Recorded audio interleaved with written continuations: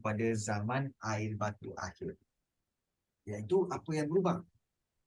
So, perubahan suhu yang meningkat. Kalau kita lihat di sini, suhu yang meningkat pada zaman air batu akhir ini memberikan kesan pada bentuk fizikal dan kehidupan di bumi. Baik, perkataan paling penting dalam zaman air batu ialah glasier. Ingat glasier itu adalah kecairan air batu yang mencair. So, bila glasier ini telah menukarkan wajah dan bentuk fizikal bumi. Air batu yang cair itu dari kawasan tanah tinggi dan gunung akan membawa bersama-sama batu dan tanah semasa menuruni tanah tinggi. Lebihan air yang dibawa akan melimpahi laut dan kawasan tanah tinggi. Maknanya air laut yang mencair itu, ais yang mencair itu akan masuk ke dalam laut. Jadi satu daripada kesan penting perubahan zaman air batu ialah rupa bentuk fizikal bumi seperti yang terbentuk pada hari ini. Kesannya berlaku perubahan paras air laut dengan kedalaman 100 meter. Macam ni cikgu? Macam ni. Bila air tadi, yang daripada atas tadi, bila air itu, air yang mencair itu, dia masuk ke dalam laut, apa yang berlaku? Iaitu, air laut mengalami kenaikan. Kenaikan itu maknanya increasing. Sea level increase. Bila sea level increase, so banyak kawasan-kawasan yang rendah tenggelam. Bila rendah itu tenggelam, maka yang tinggal itu akan menjadi pulau. Kan? So kalau kita lihat sebagai contoh lah, baik sebagai contoh. Kalau kita lihat, katakanlah di sini kawasan di kutub utara, ada ais sebagai apa semua kan. Kemudian ais itu, dan kemudian kalau kita lihat kawasan tanah, dan kawasan tanah ini, dan kemudian dia ada kawasan gunung, gaung gunung dan juga naik macam tu kan. Baik. So, katakanlah ais ini mencair. Ais ini mencair, glasier menyebabkan air itu telah mencair dan ini dulu tanah. Kemudian bila dia mencair, dia telah menenggelamkan, dia telah menjadi air laut dan dia telah menenggelamkan kawasan-kawasan yang rendah dan kawasan yang timbul ini akan menjadi pulau. Yang timbul itu akan jadi pulau. Maknanya kawasan yang tanah tinggi akan jadi pulau. Kawasan yang rendah ditenggelami air. Jadi inilah teori di mana kecairan air batu menyebabkan berlakunya penenggelaman kawasan tanah rendah. Tenggelam kawasan rendah. So ini adalah kita kata sebagai kawasan pulau. So itu kesan daripada zaman air batu. Baik. Dan juga kalau kita lihat di sini kecairan air batu telah membentuk tasik-tasik air tawar seperti Great Lakes di Kanada dan juga tasik Dayang Bunting di Malaysia.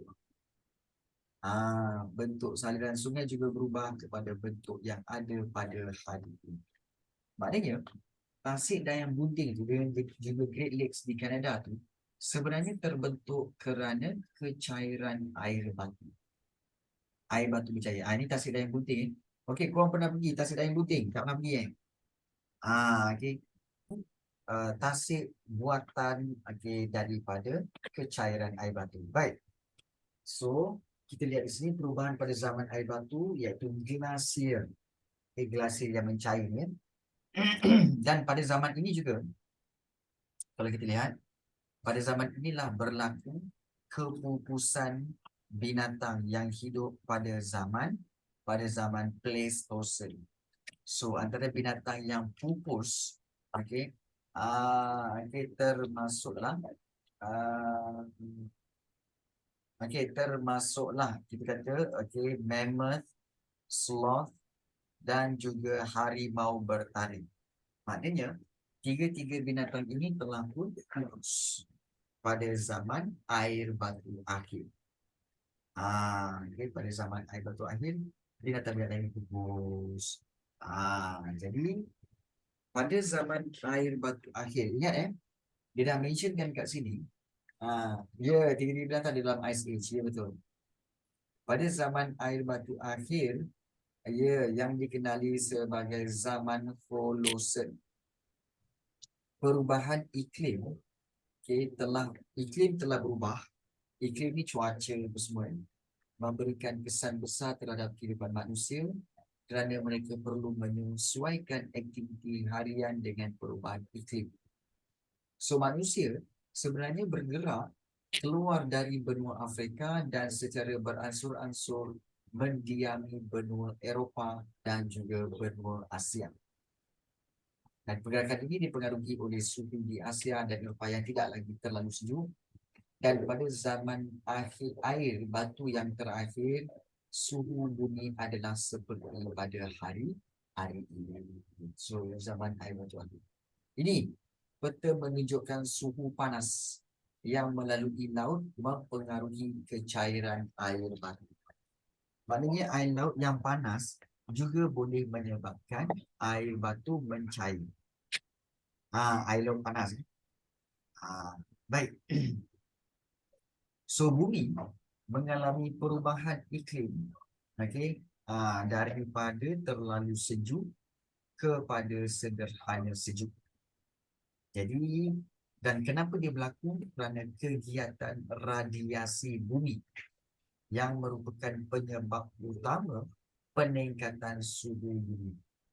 Kegiatan radiasi bumi macam mana? Kalau kita lihat di sini, radiasi ataupun radiasi bumi berlaku daripada sinaran matahari dan pemanasan yang berlaku pada bumi. Inilah dia. Kalau kita lihat komponen radiasi bumi, di mana kuasa daripada pancaran cahaya matahari ini akan pergi kepada bumi dan bumi akan memantulkan cahaya matahari. Namun kuasa terhad bumi menyebabkan cahaya matahari itu menyerap haba. Bumi menyerap haba daripada pancaran matahari. Sebab itu bumi mengalami pemanasan. Bumi mengalami pemanasan. Jadi kalau kita lihat di sini, pemahaman yang tepat tentang iklim masa lalu, terutamanya pada zaman air batu ini, dan sejarah manusia sangat penting sebagai langkah pertama ke arah menangani perubahan iklim.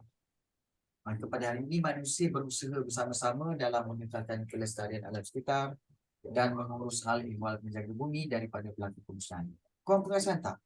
Dalam tempoh seminggu dua ini, kita mengalami cuaca panas dan juga jerebu. Perasan tak? Kan? Kita punya panas itu sampai berlaku haze. Dan kamu rasa panas sangat. Bila malam nak tidur pun panas. Almost sampai 37 degree Celsius. Jadi kenapa itu? Perubahan iklim, perubahan cuaca. Ya betul, ada keluar news.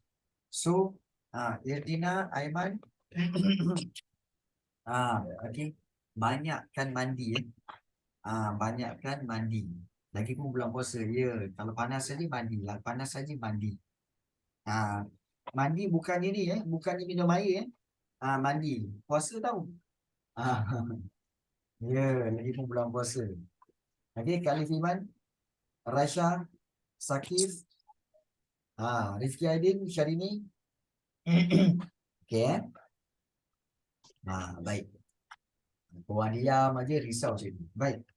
So, apa yang kita belajar hari ini iaitu kita belajar berkaitan dengan perubahan zaman air batu akhir. Ingat zaman air batu akhir banyak berubah kerana berlaku glasier. Ini penting. Glasier. So, glasier itu kecairan air batu yang telah menyebabkan paras air laut naik. Kemudian juga telah membentuk banyak tasik-tasik dan juga telah menyebabkan kepupusan binatang. Binatang. Dan kenapa berlaku glasier itu? Kerana pemanasan. Bumi mengalami perubahan iklim kerana pemanasan akibat daripada radiasi bumi. Radiasi yang berlaku ke atas bumi. Baik. So, kita teruskan lagi dengan subtopik terakhir hari ini, iaitu kesan perubahan zaman air batu di Asia Tenggara. Apakah kesannya bila zaman air batu berubah, cikgu?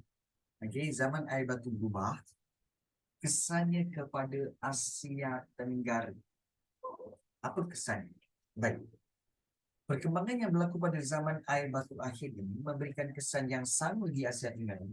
Dua kesan penting ialah kenaikan paras air laut di pentas Sunda dan juga pergerakan manusia di sekitarnya. So, perubahan paras air laut yang aktif berlaku pada 17,000 hingga 20,000 tahun dahulu. Jadi, sejak tempoh tersebut, paras laut telah naik antara 100 hingga 120 meter. Baik. Inilah dia. Ini pentas Sunda. Okey, suatu ketika dahulu, ini adalah satu tanah yang besar. Ini satu tanah yang besar. Dia sambung ke bawah. Dia sambung ke bawah semua. Okey. Dia sambung. Ini tanah yang besar. Okey. Dan nama kawasan ini dipanggil Pentas Sunda. Ataupun dipanggil Sundaland. Dulu. Sundaland. Dan Sundaland ni sebenarnya nama yang diberi oleh saintis lah. Sundaland. Baik. So, kalau dia tanya, cikgu, habis yang hijau tu apa, cikgu? Yang hijau ni sebenarnya adalah tanah tinggi. Tanah yang lebih tinggi, kawasan bukit dia. Yang ini kawasan bukit dia. Ini pun kawasan bukit. Okey, ini pun kawasan bukit. Yang kuning tu kawasan yang rendah. Jadi dulu semua kawasan ini bersambung. Dan kalau kita lihat dia bersambung itu menyebabkan orang daripada sini, okey, dia boleh berjalan, sampailah ke sini. Ataupun dia jalan kaki sampai ke sini. Atau dia jalan kaki sampailah ke sini. Ataupun sampai ke atas. So, dia boleh jalan kaki. Sebab tanah tu bersambung. Tanah tu bersambung. Tetapi, ini peta Sunda. Tetapi apabila berlakunya glasier, maka ini kawasan tanah tinggi, tanah daratan, dan juga di kanan itu ada kawasan yang berair lah. Baik. So, ini sebelum zaman Holocene. Ya, jadi kalau kita lihat ketika itu, pentas Sunda merupakan daratan yang mempunyai kawasan tanah rendah di antara pulau-pulau yang wujud hari ini. Kepulauan Sumatera, Jawa, Borneo berada di atas pentas Sunda. Kawasan dihubungkan melalui daratan seluas 3.2 juta kilometer. Menyatukan Burma, Thailand, Laos, Kemboja, Vietnam, kemudian Tanah Melayu, Borneo dan juga Singapura. So, bermakna dulu semua bersambung. Dipanggil Sundaland ataupun pentas Sunda. Baik. Sebelum 10,000 tahun dahulu, Asia Tenggara merupakan kawasan tanah yang luas, terbentang, dan gugusan tanah ini dikenali sebagai pentas Sunda ataupun Sundaland atau pentas Sunda. Dan pentas Sunda merupakan tunjang kebenuaan di Asia Tenggara. Keadaan ini menyebabkan negara-negara di Asia Tenggara mempunyai ciri fizikal. Sebab itu, fizikal dan kehidupan di sekitar kawasan ini hampir sama. Hampir sama. Jadi manusia yang tinggal di rantau Asia Tenggara, khususnya kawasan Peta Sunda, berfungsi tamadun yang sama, seperti kepercayaan, asal-usul keturunan, bahasa, budaya, dan masyarakat. Kan, sebagai contoh macam penduduk di Malaysia, Indonesia, Selatan Thailand, Selatan Filipina berkongsi bahasa yang sama, iaitu bahasa Melayu. Sebab dulu semua sekelompok. Tetapi kecairan air batu pada peringkat akhir zaman Holosen, kecairan air batu pada akhir zaman Holosen, iaitu zaman terakhir dalam zaman batu, menyebabkan terjadinya sungai dan pasir di Asia Tenggara. So, sungai yang terbentuk telah mengalirkan air ke dalam tasik dan ke dalam laut. So, antara sungai terbesar termasuklah Sungai Sunda Utara. Aliran sungai yang mengalir telah menenggelamkan kawasan Tengah Pemuda di sepanjang pantai. Perkembangan ini mempengaruhi Selat Melaka, Teluk Siam dan juga Laut Jawa. Jadi, kalau kita lihat perubahan yang berlaku di kawasan Asia Tenggara, pada zaman air batu akhir, khususnya pada peringkat akhir zaman Holosen, memberikan kesan kepada bentuk fizikal dan kehidupan di kawasan ini. Kawasan Asia Tenggara telah dihuni oleh kumpulan mamalia bersaiz sederhana dan besar. Asia Tenggara merupakan kawasan tumpuan mamalia. Oleh kerana kawasan ini didiami oleh sebanyak 13% mamalia dunia. Walau bagaimanapun beberapa binatang seperti stegodon, gajah, pakik krokuta, bersaiz besar telah pun pupus. Jadi ada banyak perubahan yang berlaku, especially bentuk muka rumah.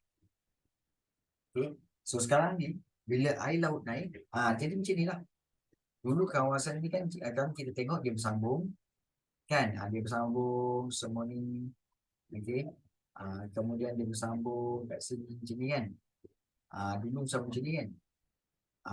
So sekarang ni kawasan itu telah ditenggelami air, maka kawasan yang tinggi tadi, itulah yang menjadi rupa bentuk Asia Tenggara pada hari.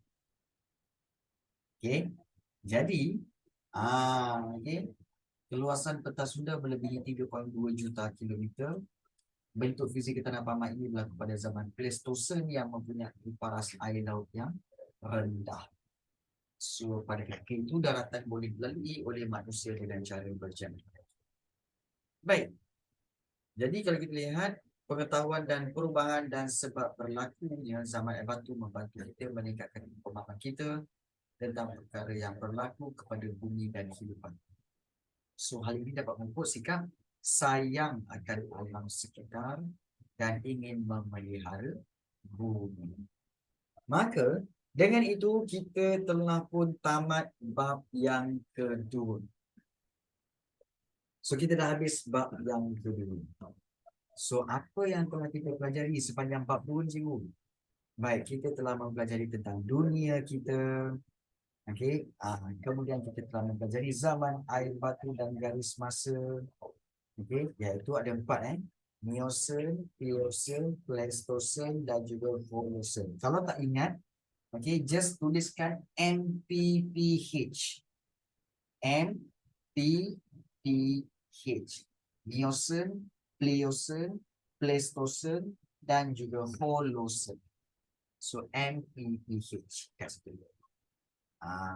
Jadi kalau kita lihat, kita juga telah mempelajari ciri-ciri zaman air batu akhir, kemudian perubahan pada zaman air batu akhir dan kesan perubahan zaman air batu di Asia Tenggara. Baik.